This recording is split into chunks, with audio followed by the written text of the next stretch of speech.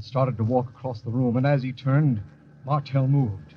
His face stayed dead, expressionless, but he moved. He picked up a heavy wrench, followed him, and then as Roy reached for the switch, he hit him. No! I heard his skull go like a rotten pumpkin shell, and he went down. Then Martell picked up a hacksaw and...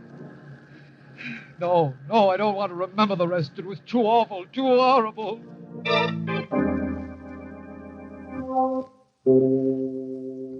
Midnight, the witching hour when the night is darkest, our fears the strongest, and our strength at its lowest ebb. Midnight, when the graves gape open and death strikes. How? You'll learn the answer in just a minute in Terror Out of Space.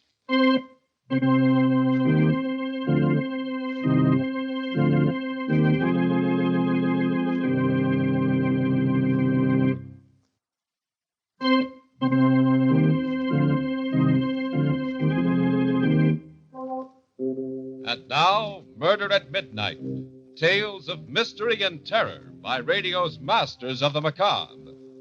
Our story, which we prophesy will be long remembered as a classic, is by Robert Newman. A tale out of the news and out of man's deepest fears called Terror Out of Space.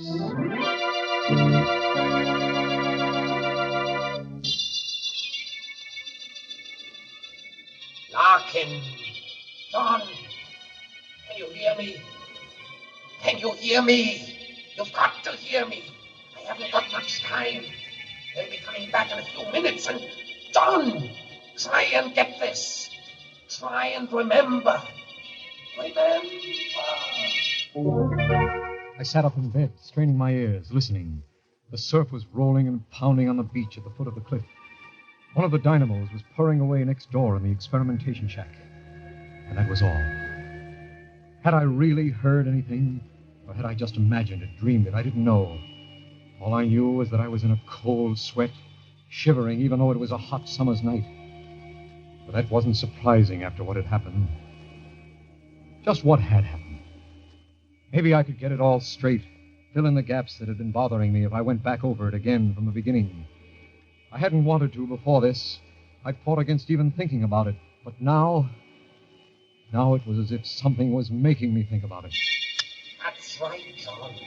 Start way back, in the beginning. Then maybe you will remember. You've got to. You've got to. When was the beginning? When they assigned me here, I guess, miles from anywhere on the Jersey coast.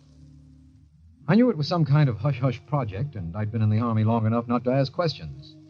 I had some ideas, though, and when I walked into administration and found Professor Martell there, I was pretty sure they were right. Lieutenant Larkin reporting for duty, sir. Hello, John. How are you? Fine, Professor. Major. Well, let's forget the Major. I've been trying to. I think the Army's a little sorry about the whole thing also. Oh, that's not the way I heard it. Some of the things you've worked out in the last few years was something. Quite a break, my getting assigned here. You think it was an accident? You mean you requested me? Of course.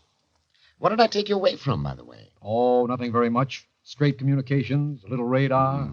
No chance to continue any of the research you started when you were at the university, huh? No. Afraid I've gotten rusty? Not really. But there are just going to be the three of us to do the bulk of the work. You, myself, and a chap named Roy Shields. He worked with Ramsey at Tech. And what's the project? Something big? I think so. We're going to try and establish radio contact with the moon. What? Theoretically, it shouldn't be too difficult, you know. Of course. And with the progress we've made during the war, Well, Professor, it's terrific. One of the most exciting things I've ever heard of. Think so? Well, don't you? Don't you remember when we used to talk about it in the lab? What it would mean to the astronomers, the astrophysicists, measurements that they've never even been able to take before. Yes, John, I remember. Well, then? I don't know. Somehow it